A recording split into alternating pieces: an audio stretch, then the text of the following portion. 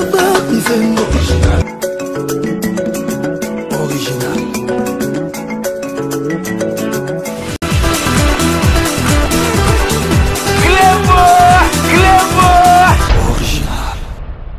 République démocratique du Congo entend entretenir de bonnes relations avec tous ses voisins dans le strict respect de sa souveraineté.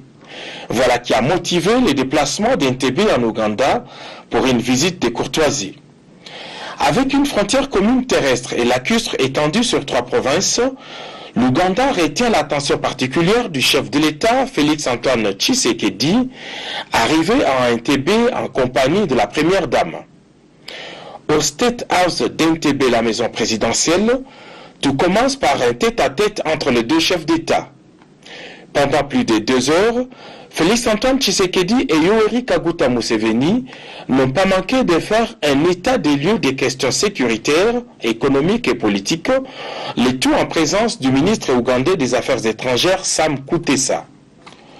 Au plan sécuritaire, la gestion des frontières et l'errance des forces négatives a toujours préoccupé les chefs de l'État Félix-Antoine Tshisekedi Tshilombo, qui avait promis une solution durable lors de son investiture. Sur le plan économique, les échanges commerciaux à sens unique au profit des Ougandais restent un point d'attention des autorités congolaises qui voudraient redresser la courbe. La bilatérale d'Entebbe est un prélude à d'autres visites d'État dans les prochains jours. Le peuple angolais a célébré le 23 mars 2019 le 31e anniversaire de la journée de libération de l'Afrique australe, décrétée journée nationale en République d'Angola, journée marquant la victoire des troupes loyalistes dans la bataille de Cuito-Kouanavale. Le président de la République, Félix-Antoine Tshisekedi Tshilombo, a répondu à l'invitation de son homologue angolais Joao Lourenço. Le chef de l'État est arrivé à Cuito-Kouanavale samedi à 11h15. En compagnie de la première dame, Denise Nyakeru Tshisekedi, le président de la République a été salué à sa descente d'avion par le ministre angolais des Affaires étrangères, Manuela Augusto. Le cérémonial d'accueil terminé, le cortège présidentiel de la RDC s'ébranle vers le lieu de la manifestation, un site abritant des monuments géants des soldats en guerre, de chars de combat. C'est ici que le président angolais Joao Lourenço a accueilli le couple présidentiel de la RDC et tous les autres de MAC. 5 chefs d'État présents à la cérémonie: Joao Lourenço d'Angola, Denis Sassou Nguesso de la République du Congo, Félix Antoine Tshisekedi Tshilombo de la République démocratique du Congo, Hage Geingob de la Namibie et Emerson Mnangagwa du Zimbabwe ont été d'entrée de jeu conviés à déposer des couronnes de fleurs au mémorial des soldats abattus au front.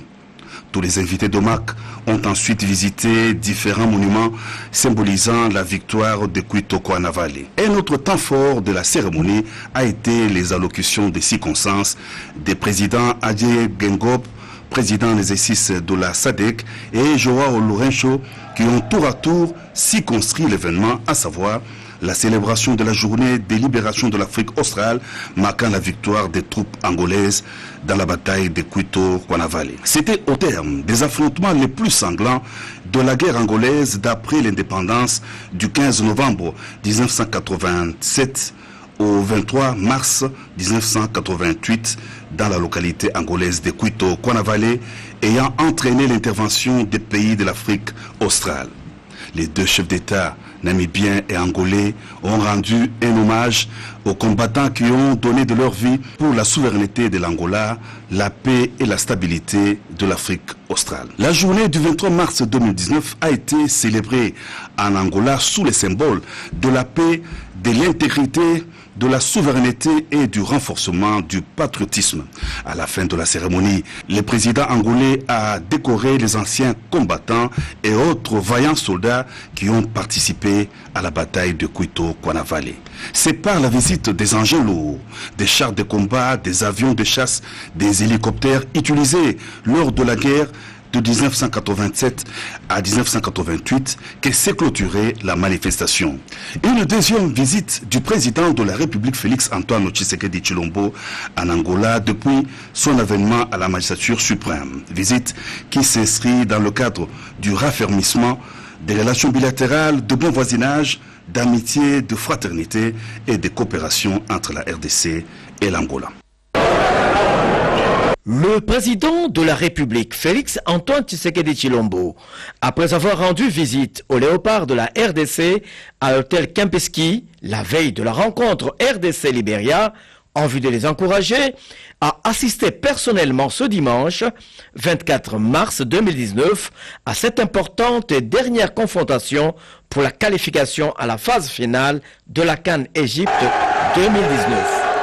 À son arrivée au salon présidentiel du stade de Martyrs de la Pentecôte, le premier sportif congolais, habillé aux couleurs nationales, a été salué par un comité restreint d'accueil. Juste après, il s'est rendu au vestiaire, question de motiver le 11 national avant de prendre place à la tribune d'honneur dans un stade plein à craquer comme un œuf avec ses 80 000 supporters. Après un nul blanc dans la première partie, dominé par les léopards sans trouver le moindre chemin de but, les poulains de Florent Ibenge ont fait exploser le stade à la 51e minute grâce au meneur de jeu Cédric Bakambu sur une passe décisive de l'homme du match, Trésor Mputu. Cela la grande satisfaction du premier sportif congolais qui n'a pas caché sa joie. À l'issue de cette qualification des léopards à la CAN 2019, le chef de l'État s'est confié à la presse. Ça vient de leur dire maintenant, nous allons préparer ensemble la CAN et j'espère que nous allons ramener cette coupe parce que la dernière fois qu'on l'a eu, souvenez-vous, c'était en 54.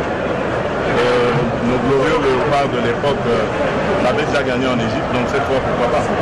Après le stade de Martyrs, le cortège présidentiel a pris la direction de l'aéroport international de Njili où le président de la République, chef de l'État, Félix Antoine Tshisekedi, s'est envolé pour Kigali au Rwanda sur invitation de son homologue Paul Kagame.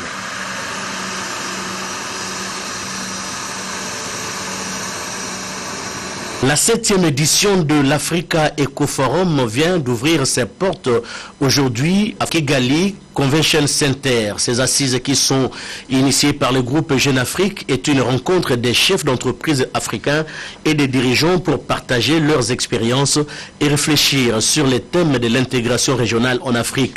Le président de la République démocratique du Congo, Félix Antoine Tshisekedi Tshilombo, participe aux côtés de ses homologues du Rwanda, du Togo, de l'Éthiopie et du Premier ministre de la Côte d'Ivoire. De toute évidence, on admet que le Rwanda est un modèle d'émergence économique pour l'Afrique. Selon les rapports Doing Business, le pays de Paul Kagame est classé aujourd'hui 29e. Il a dépassé 110 pays en l'espace de 13 ans. Prenons la parole à la cérémonie d'ouverture. Le président rwandais Paul Kagame a justifié cet exploit extraordinaire par la bonne gouvernance.